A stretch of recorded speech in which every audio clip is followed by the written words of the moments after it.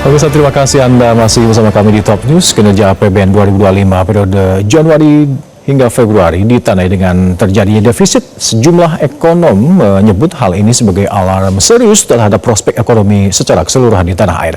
Apa yang harus dilakukan oleh pemerintah? Berikut ulasannya dalam Top Review.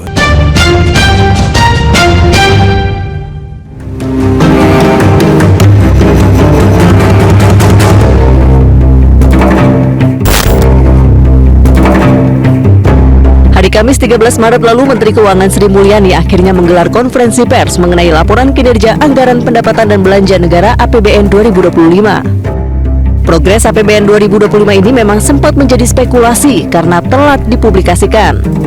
Seharusnya progres kinerja APBN dilaporkan di awal bulan berikutnya. Dengan pengumuman pada 13 Maret, maka terjadi keterlambatan 2 pekan. Publik menduga ada masalah dengan APBN 2025. Sampai pada akhirnya Kamis 13 Maret bertempat di Gedung Kementerian Keuangan Jakarta Pusat, Menteri Keuangan Sri Mulyani Indrawati mengumumkan bahwa Anggaran Pendapatan dan Belanja Negara atau APBN mengalami defisit sebesar 31,2 triliun rupiah atau 0,13% dari Produk Domestik Bruto atau PDB sejak awal Januari hingga 28 Februari 2025. Di tengah kekhawatiran terkait pelebaran defisit anggaran, Menteri Keuangan Sri Mulyani menyebut hingga kini defisit anggaran masih berada dalam jalur yang tepat dengan target defisit anggaran dalam APBN 2025 sebesar 616 atau 0,13% terhadap PDB. Saya ingatkan kembali kolom sebelahnya, APBN didesain dengan defisit 616,2 triliun. Jadi ini defisit 0,13% tentu masih di dalam target desain APBN sebesar 2,53% dari PDB, yaitu 616,2 triliun rupiah. Meski Menteri Keuangan menyebut situasinya masih aman, namun sejumlah ekonom menyatakan sebaliknya. Salah satunya Direktur Selios Bima Yudhistira.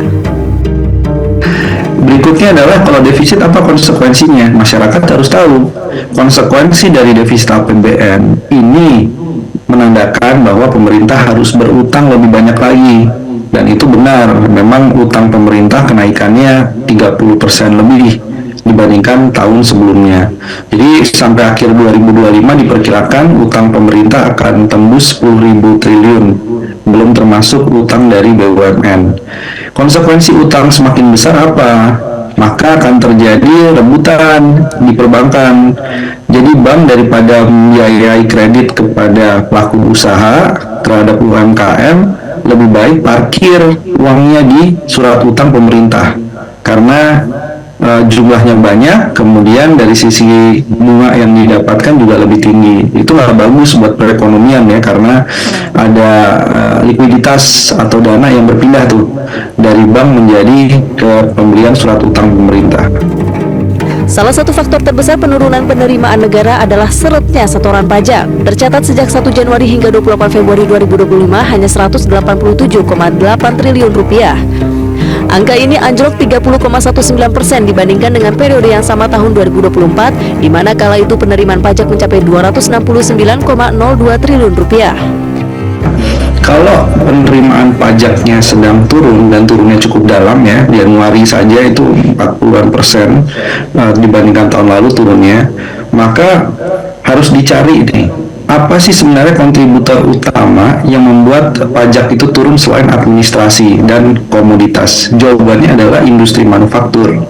Jadi kalau Ibu Menteri Keuangan bilang bahwa industri manufaktur kita lebih baik daripada negara lainnya, ternyata tidak. Ternyata kontribusi pajak manufaktur itu sekarang cuma 25%.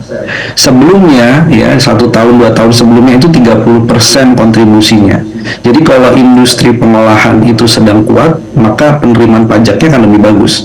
Berarti ini kalau semakin turun porsinya, itu mengkonfirmasi bahwa memang industri sedang lesu, sedang terjadi PHK, sehingga kontribusi pajaknya juga ikut mengalami penurunan. PPN penerimaannya kan turun dibandingkan tahun lalu gitu ya. Jadi artinya pemerintah kemarin sempat mau mencoba naikin tarif PPN. Nah ini tarif PPN nggak jadi naik aja, ternyata nilai agregat konsumsinya berarti turun. Jadi artinya kan kalau nilai penerimaan realisasi PPN turun, itu berarti nilai konsumsinya juga turun. Jadi bagaimana bisa kita mengatakan tidak terjadi pelemahan daya beli ya di masyarakat. Kedua, penurunan pajak dari sisi PPh badan. PPh badan ini terkait dengan korporasi.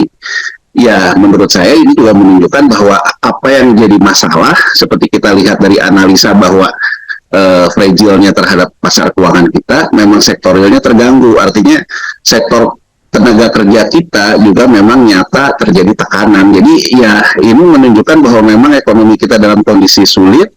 Dari sisi makronya memang sulit, dari sisi mikronya juga responnya kurang cukup baik gitu. Jadi Dalam situasi seperti ini, pemerintah harus melakukan evaluasi menyeluruh, termasuk diantaranya kebijakan efisiensi. Ya, saya pikir karena sumbangan dari industri pengolahan ini semakin menyusut terhadap penerimaan pajak, maka pemerintah sekarang gampang deh, cegah dulu industri yang ada sekarang. Sebelum menarik investasi yang baru, cegah PHK dan efisiensi. Alihkan insentif pajak yang besar-besar itu ke industri yang sifatnya padat karya. Jadi insentifnya harus berkorelasi dengan penerimaan pajak yang lebih bagus, kemudian serapan tenaga kerja yang lebih baik. Jadi industri manufaktur yang paling penting sekarang. Kedua adalah belanja pemerintah. Jadi belanja pemerintah yang turun karena efisiensi belanja itu imbasnya juga ke penerimaan pajak secara tidak langsung. Jadi kalau mau melakukan efisiensi belanja, lakukan secara proporsional. Jadi jangan sampai kena kepada daya beli masyarakat dan pelaku usaha khususnya industri. Ketiga, ini perlu ada perubahan reformasi. Jadi kita nggak berani nih pajak-pajak yang progresif, ini masih business as usual. Jadi harusnya hari ini kita punya pajak kekayaan atau wealth tax, pajak karbon sudah berlaku, ada pajak misalnya untuk kenaikan dari produksi batu bara. Jadi banyak sekali kreativitas pajak yang harus dilakukan. Jadi jangan hanya menghemat dari sisi belanja, tapi penerimaan negara ini juga menjadi hal yang harus didorong pemerintah secepatnya. Jika benar bahwa prospek ekonomi Indonesia tidak cerah, maka situasi ini mengingatkan tagar Indonesia gelap yang disuarakan mahasiswa beberapa waktu yang lalu. Pemerintah harus menjawab semua itu dengan kebijakan yang tepat, bukan respons verbal yang sarkastik. Jelajahi cara baru mendapatkan informasi. Download Metro TV Extend sekarang.